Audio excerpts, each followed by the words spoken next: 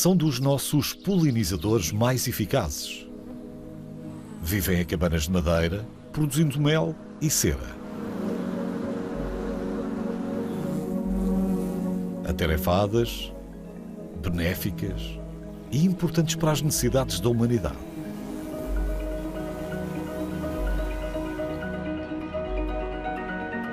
Mas como é que as abelhas vivem na natureza? E por que desaparecem das nossas florestas?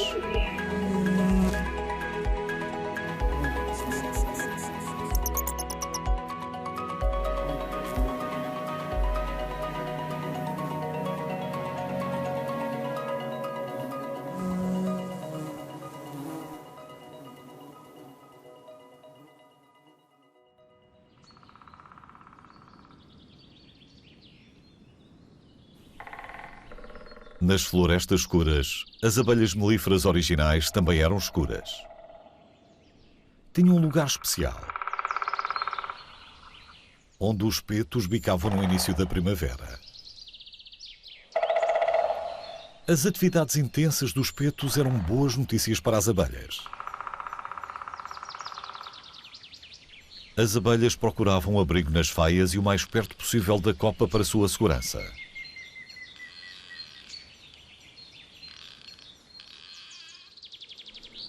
As abelhas melíferas nativas já não se encontram nas florestas, mas lá no alto, numa faia bicada por um pica-pau, temos favos de mel. Milhares de abelhas melíferas fugiram de um apicultor. Conseguiram sobreviver o inverno inteiro na natureza. Expeliam cera pelas glândulas que têm nos seus abdômenes e construíram os favos. Os pica-paus de cabeça cinzenta adoram mel. E se pudessem, iam lá roubar algum, mas este não se atreveria. Estas abelhas não gostam de intrusos. A rainha, com o seu característico abdômen alongado, está rodeada de abelhas obreiras. Estas abelhas podem mostrar-nos como a sua espécie sobrevivia durante milhões de anos nas florestas da Europa Central. Sempre foram peritas em buracos feitos por pica-paus em árvores altas. As suas vidas estavam intrinsecamente ligadas às de outros animais da floresta.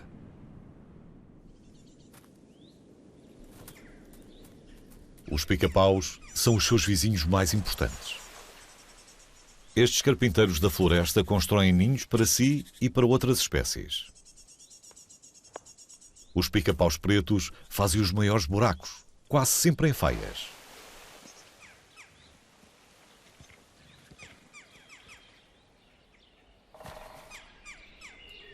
Os pombos bravos, com o seu chamamento característico, gostam de viver em buracos abandonados por pica-paus. Este começa por ver ao longe se existem potenciais acomodações.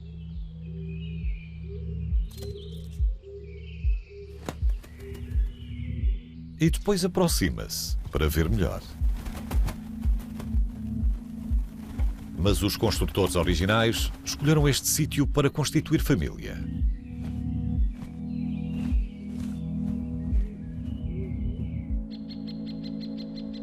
Só na Alemanha, os pica-paus cavam centenas de milhares de novos buracos todos os anos. A maior parte é resultado do trabalho do pica-pau malhado grande. O tipo de árvore que usam não importa. Por isso, é possível que se ouçam zumbidos vindos de outro carvalho.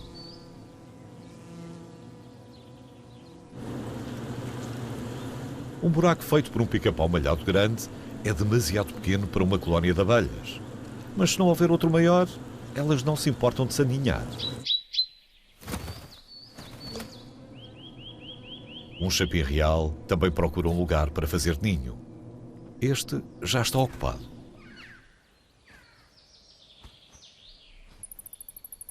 Neste, os morcegos arborícolas grandes, pendurados no teto, mostram bem que não pretendem partilhar.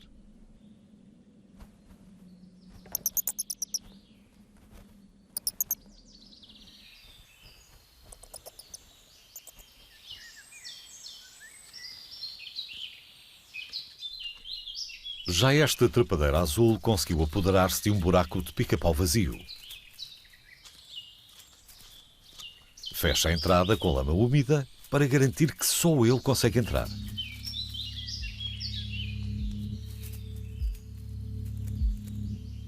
O escavador original não fica muito satisfeito.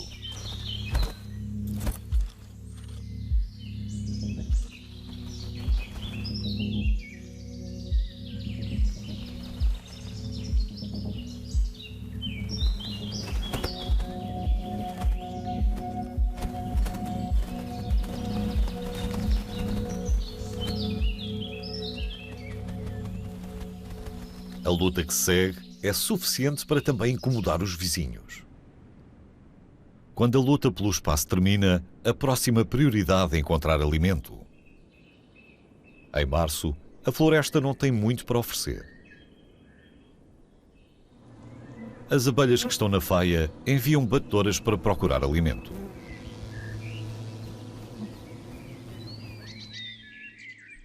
As aveleiras não produzem néctar, usam o vento como polinizador.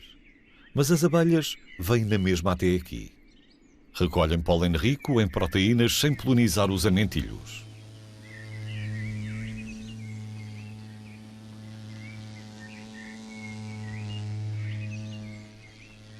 As abelhas obreiras retiram o pólen dos amentilhos e armazenam-no nos sacos que têm nas patas traseiras.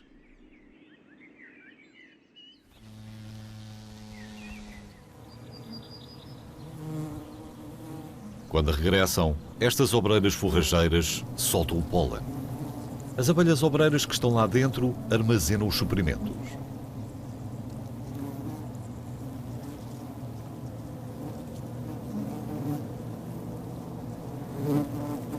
O pólen é o principal alimento das larvas da abelha. Estas abelhas de inverno adultas já têm alguns meses e morrerão em breve. Mas o pólen rico, a energia que recolheram, irá alimentar a próxima geração de abelhas de verão. Só a abelha rainha vive um ano inteiro. Cada alvéolo contém um ovo. De cada ovo nasce uma larva de abelha minúscula, que não tarda a crescer. Só são alimentadas diretamente durante uma semana. Depois, as abelhas obreiras fecham o alvéolo com cera e começa a metamorfose. Após 12 dias, a nova geração começa a sua nova vida.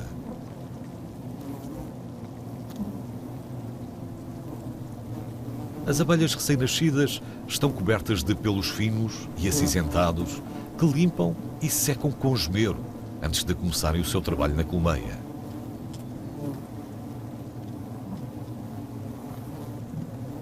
Aqui, uma velha abelha forrageira indica através de uma dança onde as irmãs terão de ir em busca de alimento. Este comportamento foi transmitido por várias gerações de abelhas melíferas. Na natureza, as abelhas melíferas escuras, as detentoras originais deste conhecimento, desapareceram. Há milhares de anos, os humanos retiraram as abelhas melíferas da floresta e domesticaram-nas.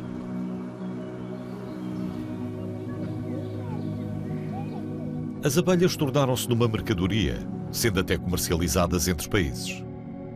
A reprodução seletiva e a inseminação artificial criaram abelhas híbridas, mais trabalhadoras e menos agressivas do que as abelhas originais.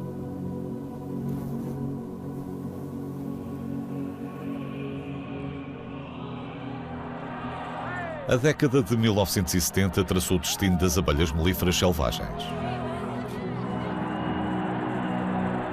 Enquanto os Jogos Olímpicos de 1972 celebravam o espírito de modernidade e prosperidade, as abelhas melíferas escuras recolhiam o seu último néctar.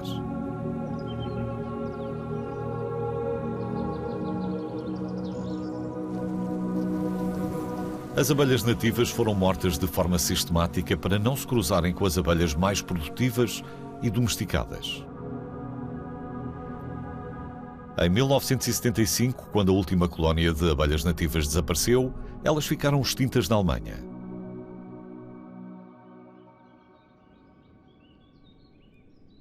Mas as abelhas melíferas domésticas estão sempre a fugir. Vão para a floresta ocupar temporariamente o lugar das suas parentes nativas.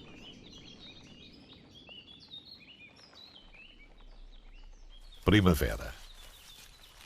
Flores como as anémonas dos bosques brotam do solo.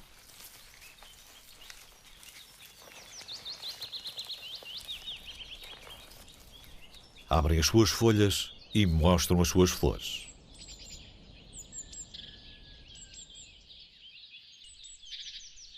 Uma proeza anual incrível. As abelhas voam até às passadeiras de flores centenas de milhares de vezes para recolher um único quilograma de mel. E assim polinizam as anémonas dos bosques pelo caminho. Cada flor tem uma parte masculina, os estames, e uma feminina, os carpelos.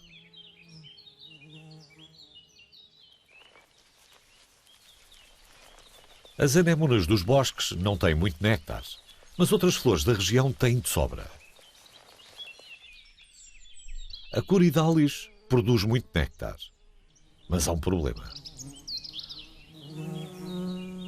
O néctar está escondido nas profundidades das suas flores ocas, de difícil acesso para a probóscide curta das abelhas melíferas.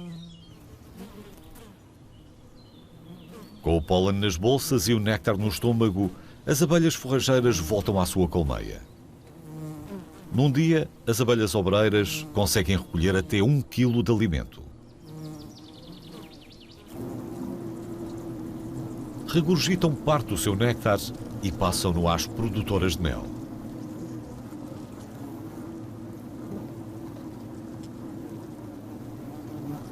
Estas abelhas obreiras adicionam-lhe enzimas e armazenam o líquido em alvéolos especiais para o mel. É a forma que a natureza tem de conservar o néctar. Num único verão, uma colónia forte consegue conservar até 100 kg de mel. Para isso, precisam do néctar de 100 milhões de flores. Quando os alvéolos ficam cheios, as abelhas obreiras selam-nos com uma tampa de cera.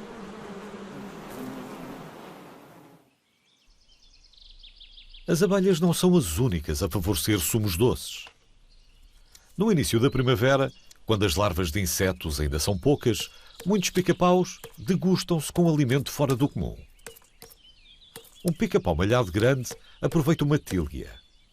Está a consumir a seiva que está por trás da casca, muito rica em açúcar, antes da árvore começar a produzir folhas.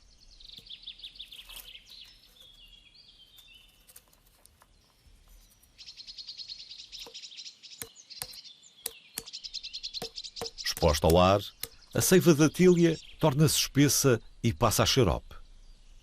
O pica-pau pode levar o seu tempo, sobrevoando o alimento e sorvendo o líquido nutritivo.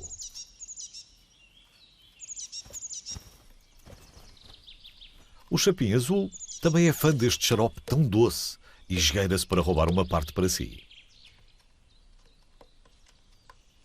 Um pica-pau mediano não se esforça e aproveita-se do festim do pica-pau malhado grande.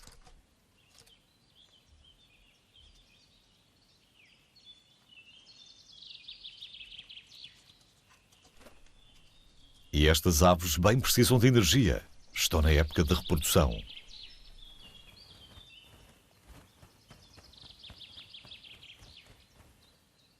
Isto aplica-se aos pica-paus malhados grandes e aos chapins azuis.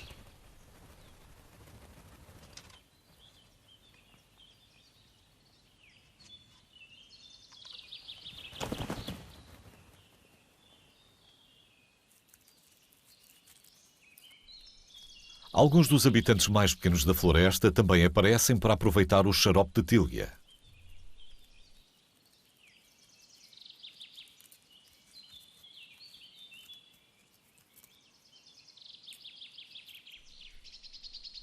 Quando as noites aquecem, chega um novo membro da comunidade da floresta.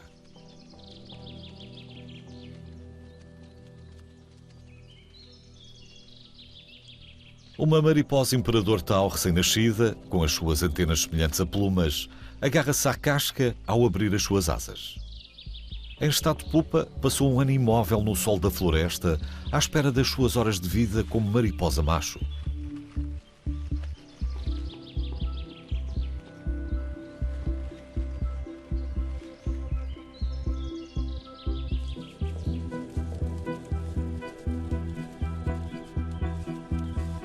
Agora as fêmeas também completam a metamorfose. Têm antenas finas e esguias.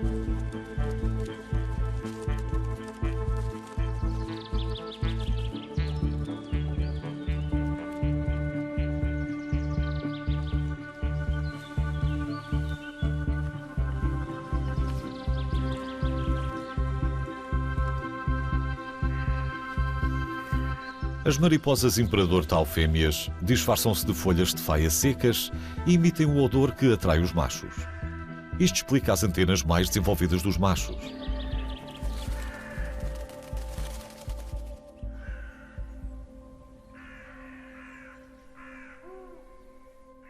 Graças a estas feromonas invisíveis, os machos e fêmeas encontram-se uns aos outros e acasalam.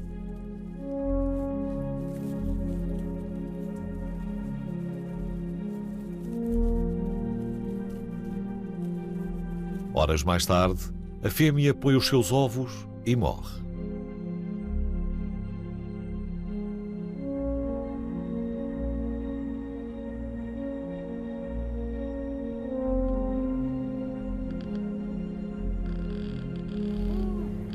No alto da faia, as abelhas passam a noite aninhadas em redor da sua rainha. Juntas, mantêm a colmeia quente. Lá fora, o frio pode matá-las. As abelhas de inverno limitam-se a esperar, mas as abelhas de verão, mais novas, enfiam a cabeça e o tórax num alvéolo vazio e abrandam o seu metabolismo para conservar energia. Assim, conseguem dormir durante várias horas seguidas.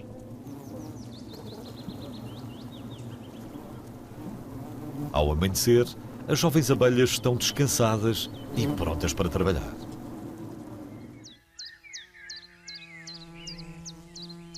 O aroma a flores flutua pela floresta, mas a esta hora só os abelhões e poucas outras espécies de abelhas fazem ao caminho. Ainda não se avistou nenhuma abelha melífera.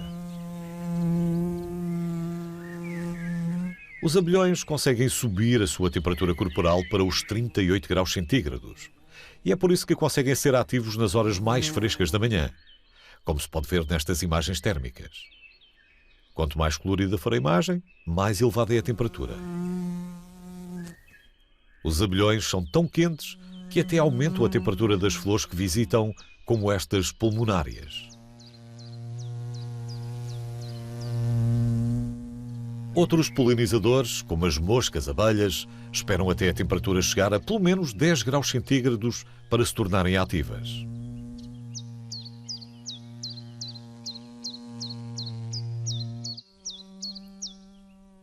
O mesmo acontece com as abelhas melíferas, os polinizadores que começam o seu dia mais tarde.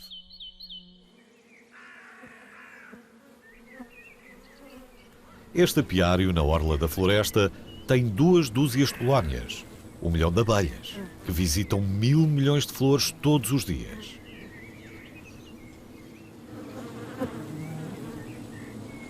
Um verdadeiro exército de abelhas domésticas que recolhe pólen e néctar num raio de poucos quilómetros. O apicultor marcou todas as abelhas rainhas com um ponto colorido para serem mais fáceis de encontrar. Ela mergulha o ferrão várias vezes no alvéolo de criação vazio para pôr um ovo. Mais de 1000 vezes por dia.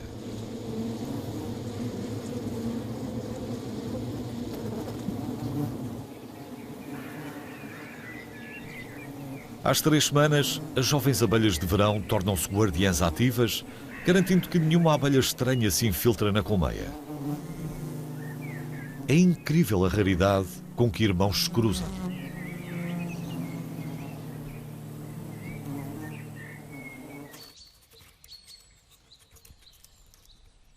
A 15 metros de altura, o ninho do pica-pau preto tem nova atividade. Chegou a próxima geração. Os progenitores trazem insetos até ao ninho que está no coração da árvore. Sob o olhar atento de um estorninho malhado, a fêmea desce para alimentar as suas crias. Mas antes tem de tratar das sobras.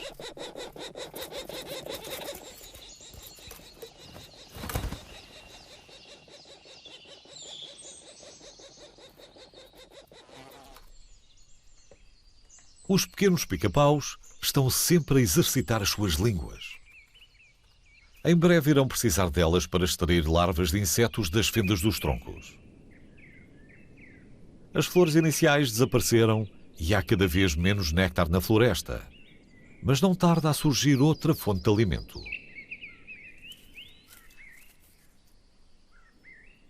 Centenas de milhares de pulgões observam das árvores, bebendo a sua seiva para absorver proteínas.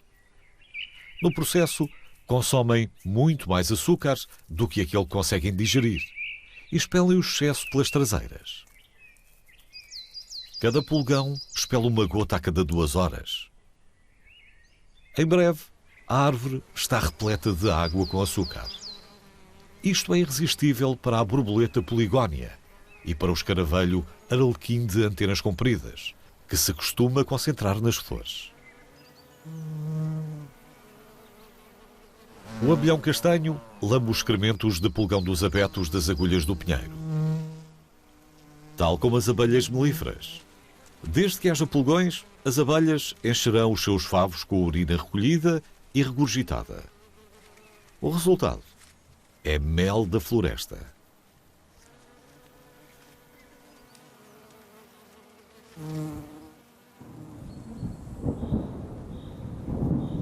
As forrageiras carregadas regressam à colmeia.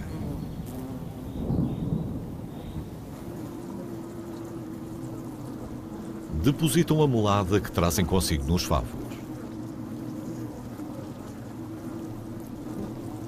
Uma tempestade baixou as temperaturas e as abelhas estão aglomeradas. O interior da colónia mantém-se nos 36 graus centígrados. Sozinhas, as abelhas não conseguiriam manter esta temperatura. Juntas, são uma verdadeira incubadora que aquece as abelhas em crescimento.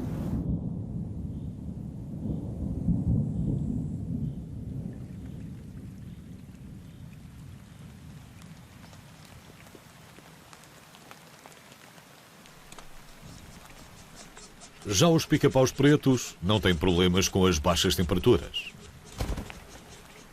Encontram alimento para as crias em qualquer clima. No ninho, as crias estão confortáveis, quentes e secas. A abertura do buraco não permite a entrada de água, mesmo que deixe pelo tronco.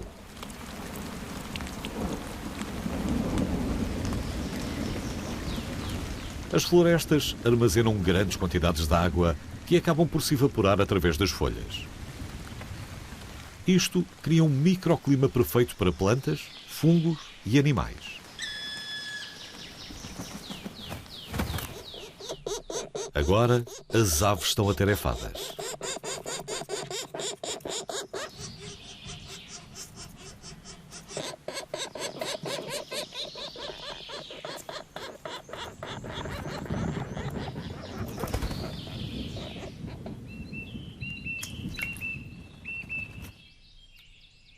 As trepadeiras azuis progenitoras voam para a frente e para trás para levar alimento às crias em intervalos de 1 minuto. Seguras por trás da parede de lama protetora, as crias esperam pelas saborosas lagartas.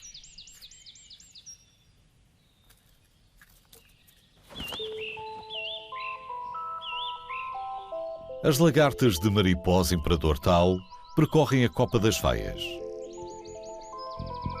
Estas criaturas minúsculas têm apêndices compridos para assustar aves fomeadas.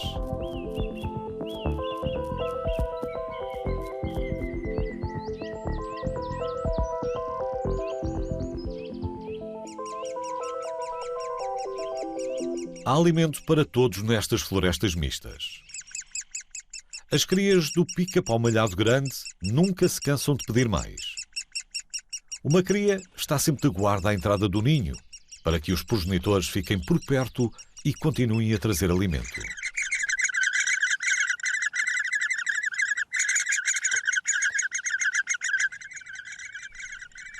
Ao contrário dos pica-paus pretos, o pica-pau malhado grande traz a presa no bico até ao ninho. Não trazem os alimentos no papo.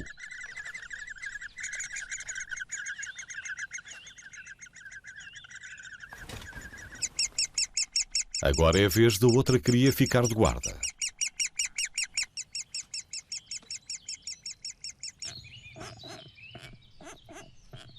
Entretanto, as crias do pica-pau preto já estão grandes o suficiente para se erguerem quando os progenitores as alimentam.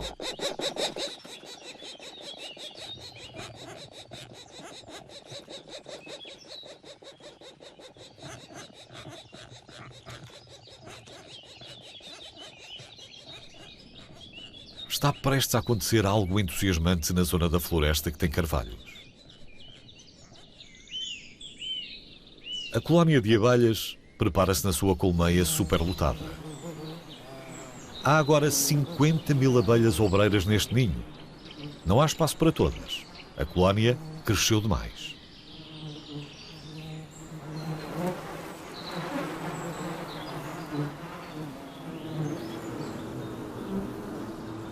Uma geração de abelhas macho começa a nascer. Por agora, ajudam a aquecer a colónia. Mais tarde, o seu trabalho será partir para fecundar as novas rainhas. As jovens rainhas surgem de alvéolos reais maiores. As abelhas obreiras libertam-nas da prisão de cera, uma vez que em breve a antiga rainha irá morrer. Esta jovem rainha conseguiu libertar-se. O seu corpo continua muito mole. Será alimentada até o seu exoesqueleto endurecer.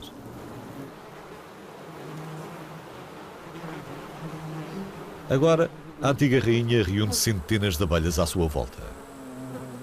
Metade da colónia abandona o buraco no carvalho em busca de uma casa nova e maior.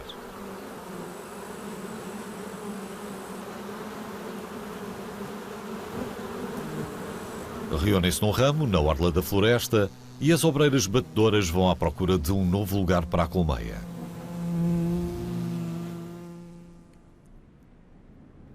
O seu instinto leva-as ao coração da floresta.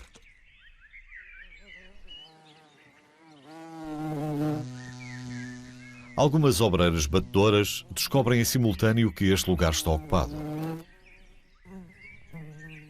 Mal sabem elas que os jovens pica-paus pretos estão prestes a sair para o seu primeiro voo.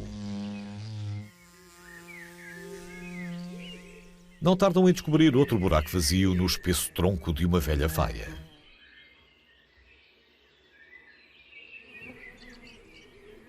Aqui estariam a salvo de predadores. Quando mais de uma dúzia de obreiras batedoras indicam o mesmo buraco, o enxame faz-se ao caminho. Milhares e milhares de abelhas obreiras seguem as marcas odoríferas e vão dar à velha faia, onde as suas irmãs as esperam ao lado da entrada.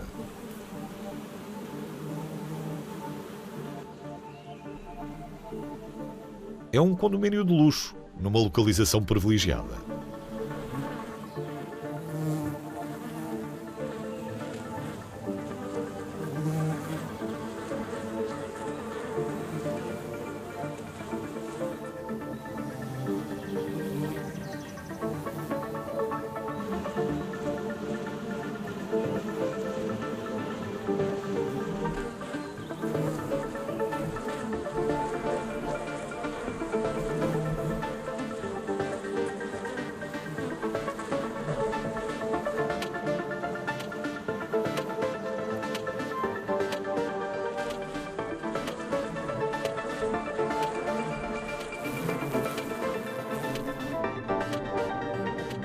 As abelhas estão a remodelar tudo do zero.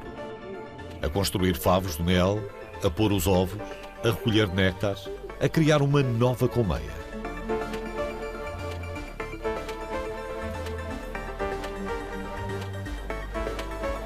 Um castelo de cera, com um fabuloso design de interior.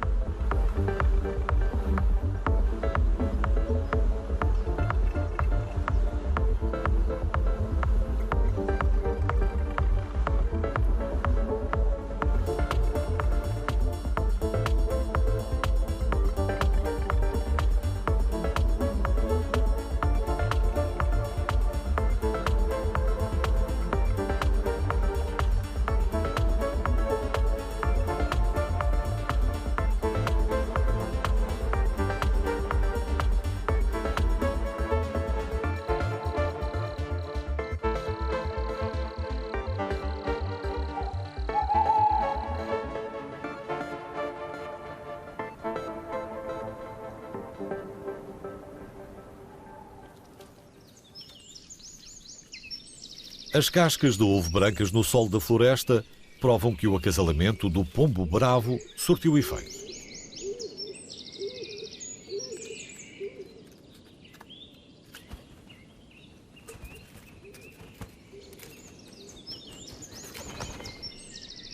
Os pica-paus pretos da floresta fazem cerca de 10 mil buracos todos os anos. Os pombos e outros inquilinos usam-nos todo o ano. Ainda assim, estes lares continuam a ser poucos, porque as florestas atuais têm falta de árvores antigas.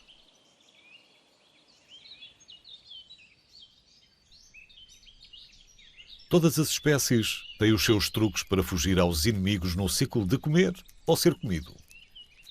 As lagartas de mariposa imperador tal estão tão gordinhas como um dedo, petiscando as folhas na copa de uma faia. Mas como é que uma larva tão grande consegue ser invisível? Os pica-paus têm boa visão.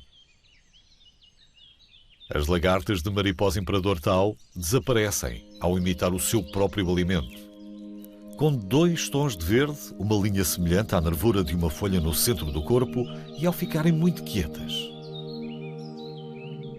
No final de junho, está na hora de se aninharem na folhagem caída. Mas como chegam ao solo sem darem nas vistas?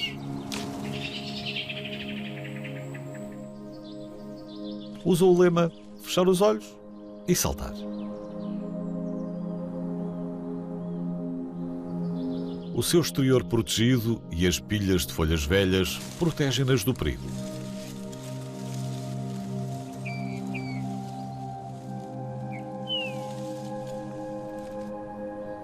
Ajuda todas a saltarem ao mesmo tempo. A chuva de lagartas aumenta a probabilidade de sobrevivência de cada indivíduo.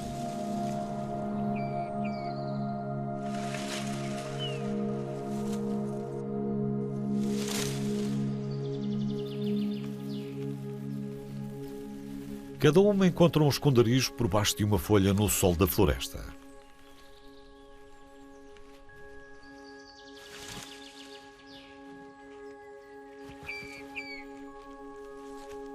Aqui, transforma-se numa pupa rígida.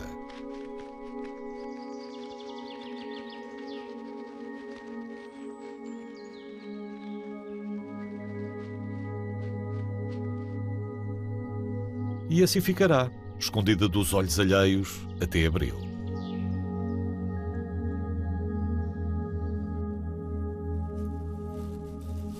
Isto se tudo correr bem. Tal como com os pica-paus e outros animais da floresta, a maior parte das crias não sobrevive ao primeiro ano.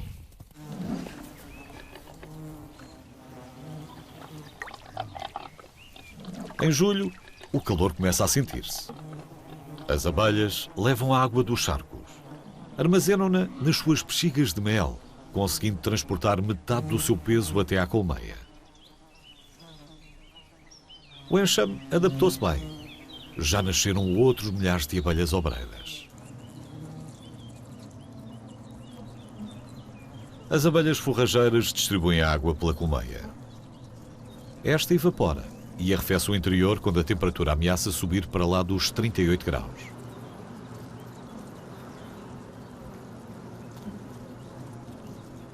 A abelha rainha precisa da temperatura perfeita para produzir descendência. Centenas de jovens abelhas que descansam em alvéolos vazios antes de começarem a trabalhar.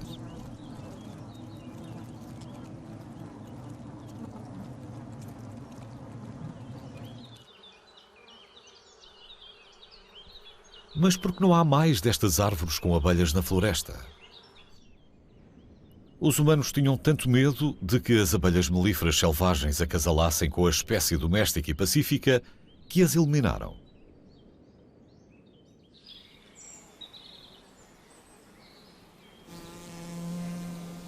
Mas por que é que as abelhas domésticas que fugiram não se estabeleceram no seu devido lugar? Não é por falta de alimento.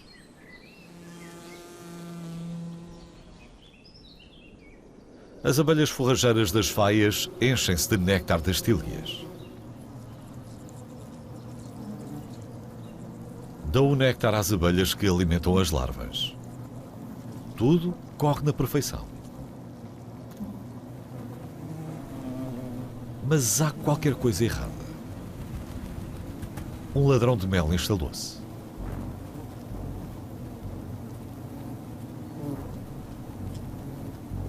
A mariposa caveira, uma das maiores e mais pesadas borboletas do mundo, produz uma substância que imita o cheiro das abelhas para não ser detectada.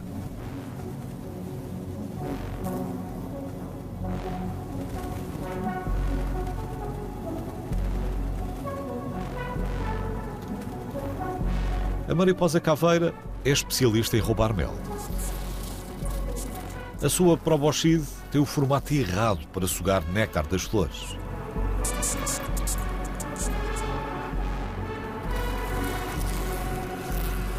Mas nem sempre tudo lhe corre de feição. Esta colónia é forte o suficiente para atacar o intruso.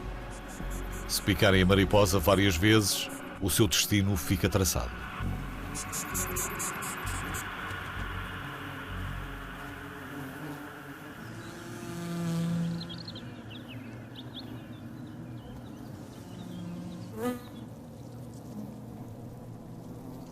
O tumulto na colmeia acalmou. A mariposa morta deteriora-se no chão da colmeia. Regra geral, as abelhas removeriam os restos, mas tal não acontece porque a colónia é demasiado fraca. Isto porque um inimigo mortal as anda a atacar. O varroa, acidentalmente trazido da Ásia. Um parasita resistente que consegue multiplicar-se.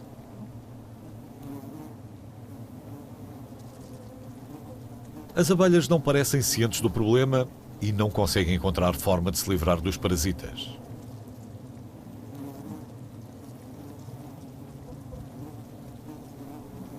As colmeias naturais têm vizinhos prestáveis. Pequenos pseudo-escorpiões que gostam de comer parasitas, mas não se sabe se também conseguem acabar com os varroa.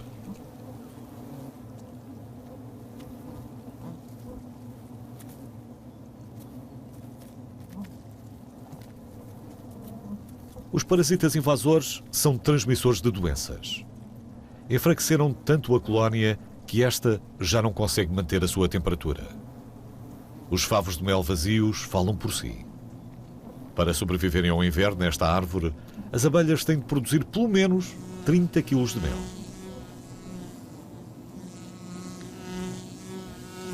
Agora, as vespas alemãs entram na colmeia e roubam as últimas reservas. Se não houver mel suficiente, a colmeia está condenada. Uma e outra vez, as abelhas reagem com o seu comportamento de defesa. As obreiras tentam matar os intrusos ou, pelo menos, afugentá-los.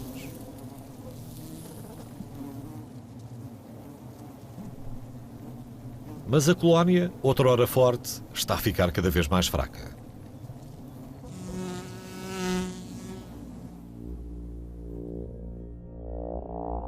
A sua vida extingue-se.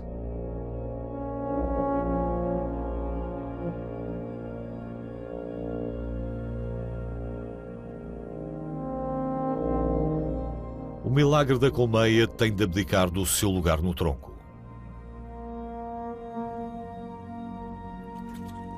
Mas este lugar continua cheio de vida.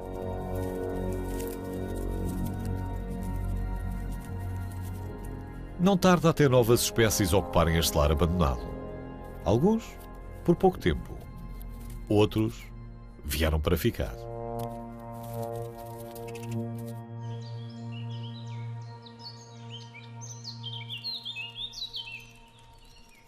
Agora, um inseto discreto entra. É uma pequena traça. E não veio sozinha. Uma colmeia abandonada cheia de favos com alvéolos vazios. Não há nada melhor para uma traça das colmeias. As larvas das traças das colmeias não comem folhas, como as outras lagartas. Comem cera. São especialistas em colmeias de abelhas melíferas abandonadas. Pouco depois, os favos enchem-se de larvas de traça. Partem a cera, que já não tem qualquer propósito, e devolvem os seus ingredientes ao ciclo alimentar.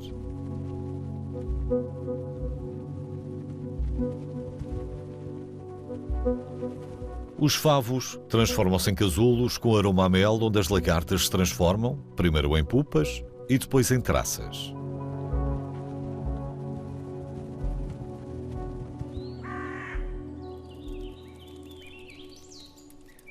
O silêncio reina no vácuo da pequena faia.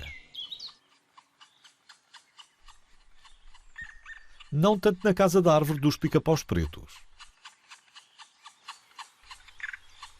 Os progenitores alimentam as crias pela última vez à entrada do ninho.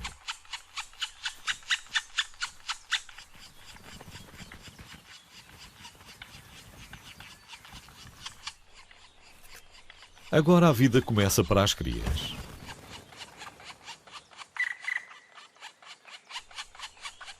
Os progenitores tentam aliciá-las a sair.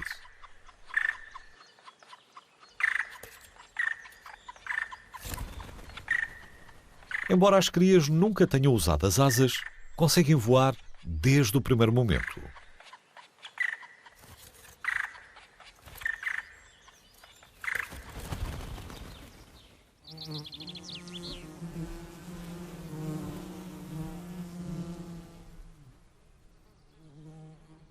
Na antiga Faia, a colónia que se mudou há pouco tempo está a prosperar.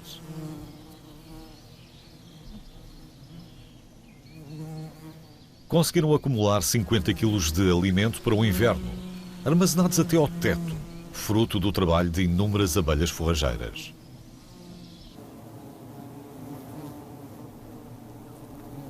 O comportamento destas abelhas é inacreditável. Limpam-se umas às outras com afinco. Se as abelhas com este comportamento sobreviverem e aprenderem a erradicar parasitas, talvez consigam combater os varroa, conseguindo regressar de vez à natureza. Também os apicultores beneficiariam se as abelhas voltassem a sobreviver sem a proteção dos tratamentos químicos. Bem como outras espécies, como os piolhos das abelhas. Eles partilham o lar com as abelhas e, por vezes, roubam mel e reproduzem-se aqui. Mas não magoam as abelhas, como os varroa.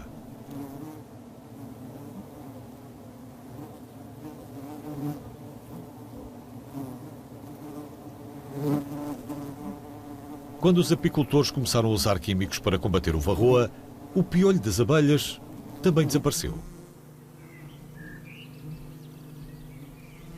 Com os químicos a predominar, as abelhas domésticas já não têm a pressão da seleção natural. E por isso perderam o seu instinto de limpeza. É um ciclo vicioso.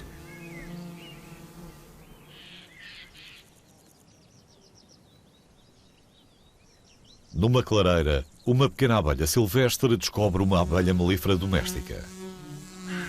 A mais pequena perde e a maior fica com os espólios. Na natureza, ser grande importa. A flor das silvas é um tesouro de néctar e pólen.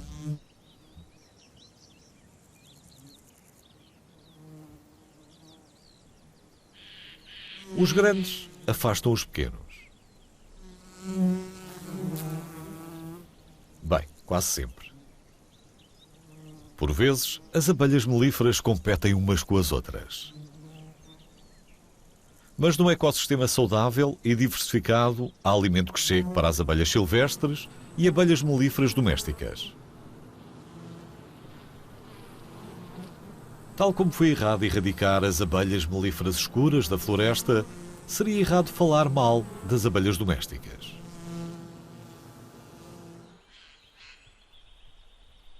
Afinal, todas as abelhas polinizam plantas e garantem que estas têm frutos que alimentam tanto humanos como animais.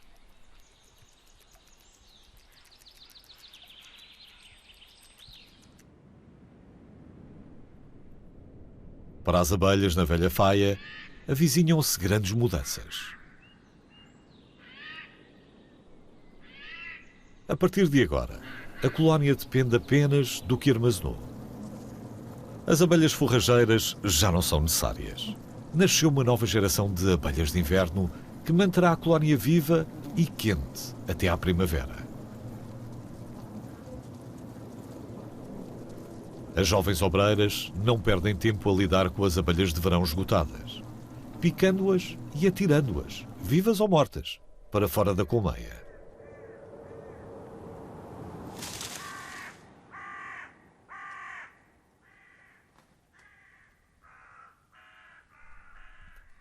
Mas nada se desperdiça na natureza. Necrófagos, como o escaravelho dos bosques, não viram as peças vocais a um achado destes.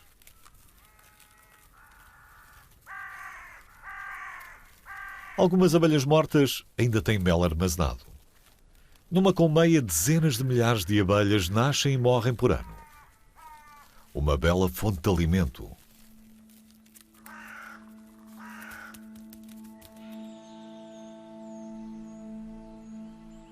Um dia, todas as árvores caem, mesmo que demorem séculos. E lá ficam, com os seus ramos estendidos em jeito de braços. Mesmo quando uma árvore com um buraco de pica-pau, onde tantas espécies fizeram o seu lar, jaz morta no solo, continua a ter um papel vital na natureza.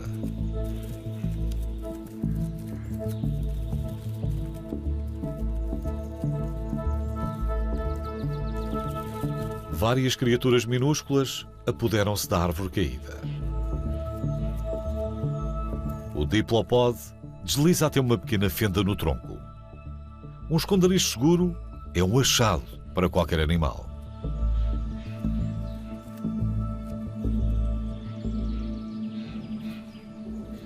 Os insetos e as suas larvas são uma fonte de alimento muito procurada. É por isso que os pica-paus pretos gostam de vir até aqui.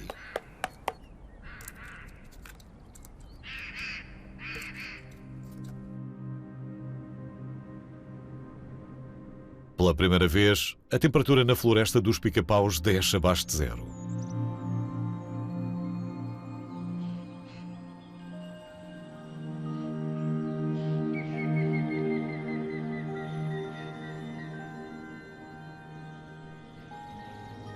As abelhas, na velha faia, juntaram-se num abraço invernal, mantendo a temperatura nos 20 graus centígrados. É calor suficiente para permanecerem vivas, protegerem a rainha e manterem o mel líquido.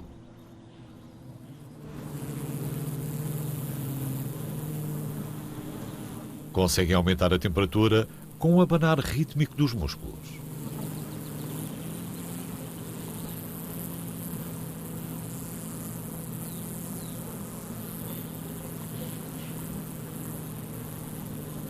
Agora, mal tem energia para voar ou ferrar.